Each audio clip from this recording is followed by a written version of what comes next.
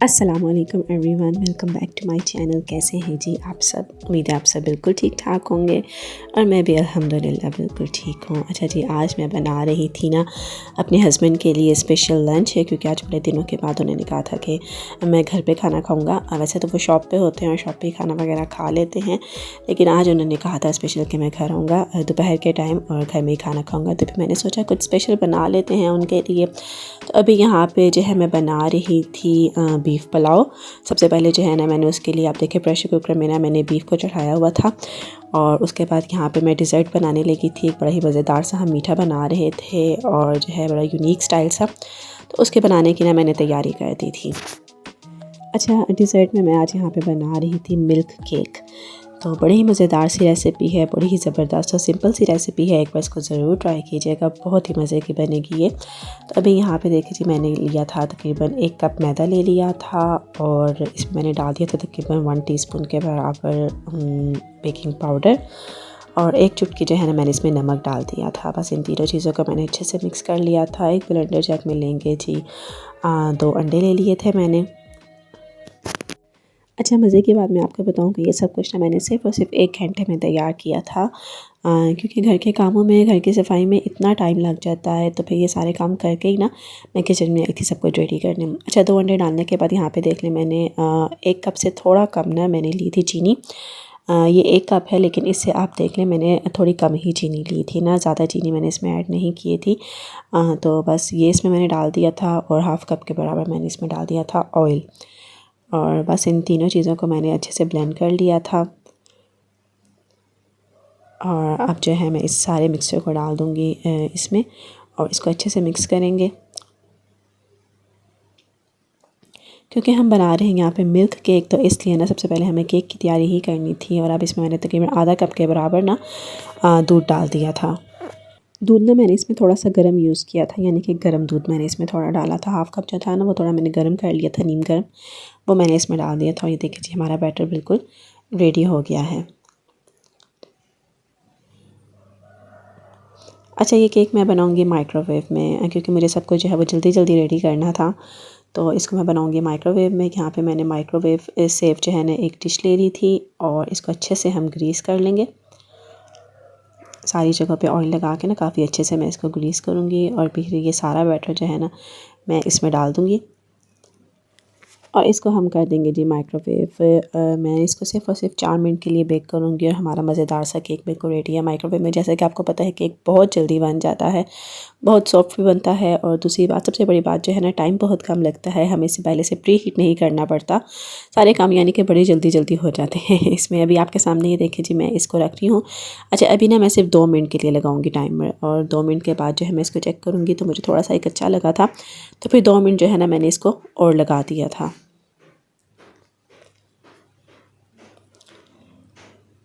ये देखिए जी, कितनी जल्दी जल्दी यहाँ पे माइक्रोवेव चल रहा है।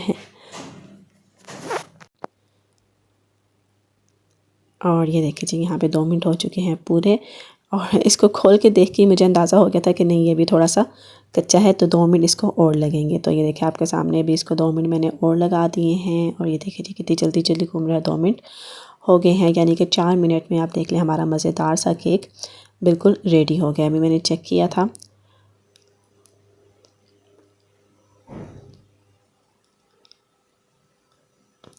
चलिए जी, केक तो हो गया है बेक माशाल्लाह से, बड़ा ज़बरदस्त। अच्छा, आपने इसको ना ज़्यादा बेक नहीं करना, ऐसा ना हो कि आप कहें नहीं जी ये भी सही प्रॉपर बेक नहीं हुआ, तो हम इसको थोड़ा और टाइम लगा देते हैं। नहीं, ये तकरीबन 4 मिनट में काफ़ी अच्छे से बेक हो जाएगा। अगर आप इसको ज़्यादा बेक करेंगे तो फिर ये हार्ड हो जाएगा।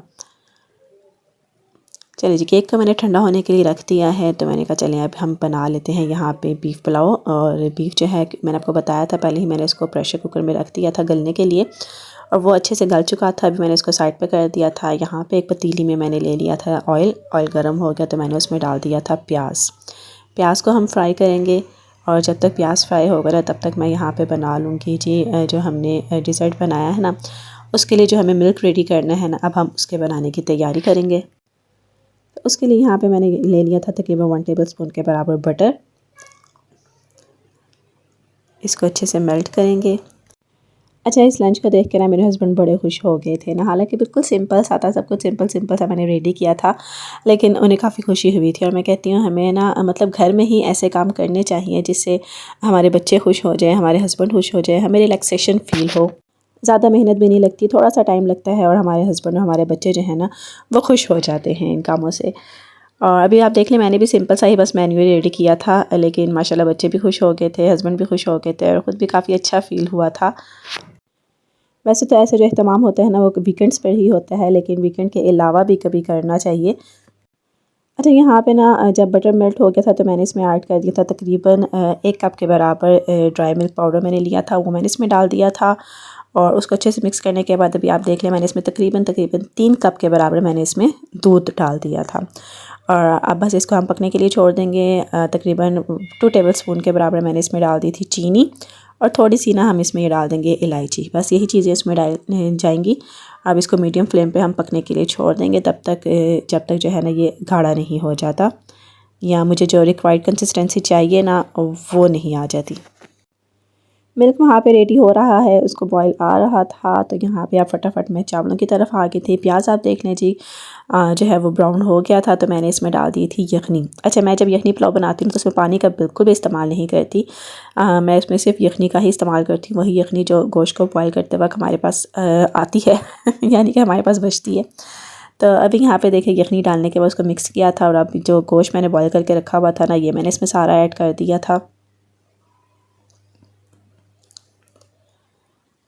और बस इसको अच्छे से मिक्स करेंगे हम, तकरीबन 4 से 5 मिनट लगेंगे, और उसके बाद फिर हम इसमें बाकी की चीज़ें ऐड करेंगे।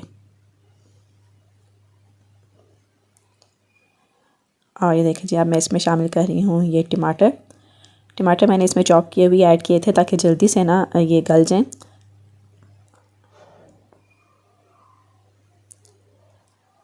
और अब इसमें शामिल करूँगी मैं तकरीबन 3 टेबल स्पून के बराबर दही।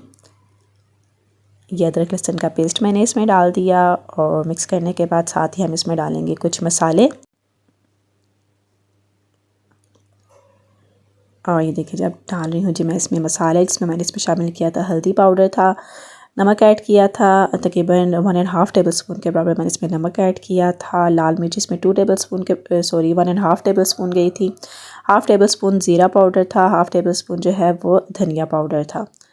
और बस यही मसाले इसमें मैंने ऐड किए थे।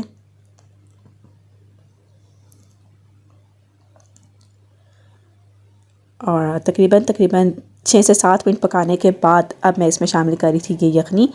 अच्छा, मैंने यहाँ पे लिए थे तकरीबन 2.5 कप चावल मैंने लिए थे, तो अगर 2.5 कप चावल थे तो उससे डबल हमने इसमें पानी ऐड करना, सॉरी यखनी ऐड करनी थी। तो 2.5 कप चावल के हिसाब से 5 कप मैंने इसमें यखनी ऐड कर दी थी ना। अगर आप चाहते हैं कि आपके चावल जो हैं वो एकदम परफेक्ट और खिले खिले बने, तो बस एक यही टिप आजमाया करें कि जितने आप चावल लेते हैं ना उससे डबल आपने पानी ले लेना है बस। तो इस तरह से आपके चावल जो है ना वो कभी वो कहते हैं ना गिरेंगे नहीं, या मतलब ख़राब नहीं होंगे, खिला खिला चावल बनता है हमेशा। पानी का ये अंदाज़ा तो मुझे बहुत ज़बरदस्त लगता है बस, और इसी के साथ मैं चलती हूँ हमेशा कि बस जितने चावल लेती हूँ ना उससे डबल पानी ले लेती हूँ। तो अल्हम्दुलिल्लाह कभी चावल जो है वो ख़राब नहीं हुए। अब देखिए जब उसको बॉईल आ गया था ना, तो फिर मैंने इसमें ये डाल दिए थे चावल, जिनको मैंने आधा घंटा पहले भिगो के रखा हुआ था। और चावल डालने के बाद बस इसको कवर करके रख दूँगी मैं। और अभी साथ साथ देखें जी, हम इसको भी देख रहे हैं कि ये कितना गाढ़ा हो गया है।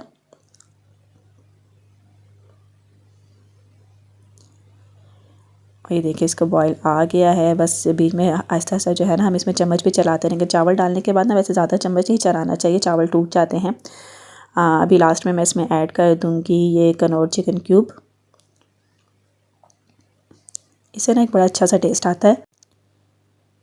और बस चावल यहाँ पे रेडी थे, अब ये ड्राई होंगे तो फिर मैं इनको दम लगा दूँगी। अच्छा, यहाँ पे केक हमारा बिल्कुल जो है वो ठंडा हो गया था, और अभी ये देखिए यहाँ पे फोर्क से ना मैं इसमें कुछ वो सुराख वगैरह कर रही हूँ ताकि जो मैं इसमें मिल्क डालूँ तो अच्छा से इसमें हल हो जाए।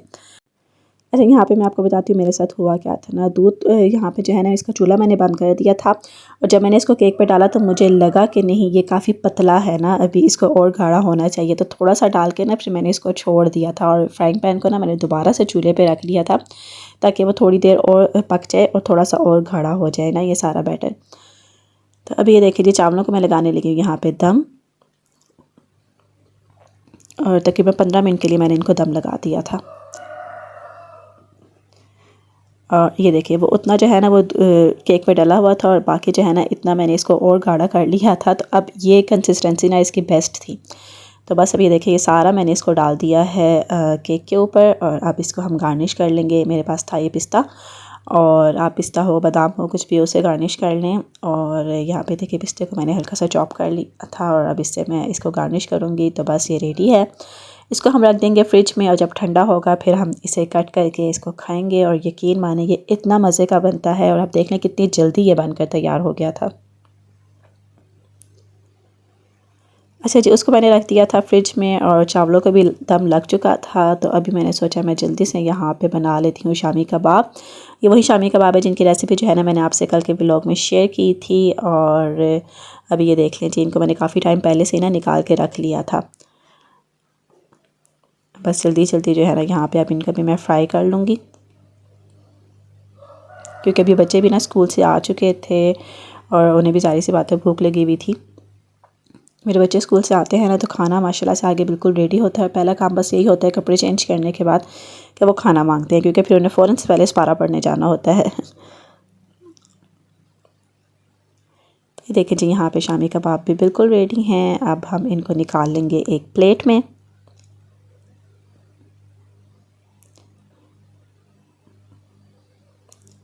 चलिए जी, यहाँ पे माशाल्लाह सब कुछ जो है वो हमारा रेडी हो चुका है। आपने देखा होगा अभी मैंने चूल्हा जो चावलों को दम लगाया था वो भी मैंने ऑफ़ कर दिया है। 15 मिनट तकरीबन पूरे हो चुके थे।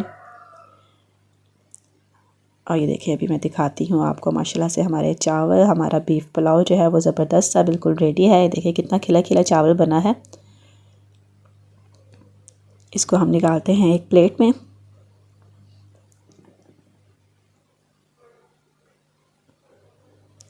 अच्छा, इस चम्मच से निकालते हुए ना मुझे काफ़ी प्रॉब्लम हो रहा था, तो फिर मैंने चम्मच को ना चेंज कर लिया था, ताकि आसानी से ना चावल मैं निकाल सकूँ प्लेट में। तो अभी मैं आपको सारा मेन्यू दिखाती हूँ। ये देखें जी, माशाल्लाह से हमारा लंच बिल्कुल रेडी है। सिंपल सा लंच, पर बड़ा ही मज़ेदार सा, फैमिली को खुश करने वाला लंच। अल्हम्दुलिल्लाह यहाँ पे सब कुछ रेडी है। ये सलाद मैंने थोड़ा सा बना लिया था, साथ चटनी बना ली थी। ये है जी माशाल्लाह से बीफ पुलाव, साथ शामी कबाब, और साथ मज़ेदार सा हमारा मिल्क केक। अभी मैं आपको ना ये मिल्क केक कटिंग भी करके दिखाऊंगी। और ये देखिए जी, इसको ना तकरीबन 1 घंटे के लिए मैंने फ्रिज में रख दिया था, और अब मैं इसको निकाल कर लेकर आई हूँ, क्योंकि अभी हम खाना खा चुके थे। तो अभी मैं ये सर्व करने लगी थी। तो मैंने कहा चलिए सबसे पहले हम इसकी कटिंग करते हैं। मैं आपको भी दिखा देती हूँ कि ये कितना मज़े का बना था।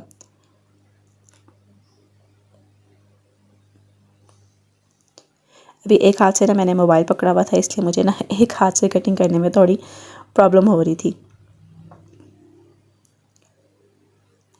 और ये देखिए जी, एक पीस हम निकालते हैं, रखते हैं प्लेट में। ये देखिए माशाल्लाह से कितना ज़बरदस्त से बना है हमारा। एक बार इस रेसिपी को ज़रूर ट्राई कीजिएगा, और मुझे कमेंट्स में बताइएगा कि आपको ये कैसी लगी है। अभी तो मैं इसको खाने लगी हूँ, टेस्ट करने लगी हूँ। तो बस आज का व्लॉग जो है वो यहीं पे ख़त्म होता है। उम्मीद है आपको आज का व्लॉग अच्छा लगा होगा। अगर अच्छा लगा है तो प्लीज़ इसको लाइक करें, शेयर करें, एक अच्छा सा कमेंट लाजमी कर दिया करें मेरी हौसला अफजाई के लिए, और चैनल को सब्सक्राइब करना नहीं भूलिएगा। और साथ ही साथ जो है बेल आइकन को भी लाजमी प्रेस करें, ताकि मेरे आने वाले व्लॉग्स का नोटिफिकेशन आपको मिल सके। मिलते हैं जी नेक्स्ट व्लॉग में। तब तक अपना और अपने प्यारों का बहुत ख्याल रखिएगा। मुझे दे इजाज़त। खुदा हाफिज़।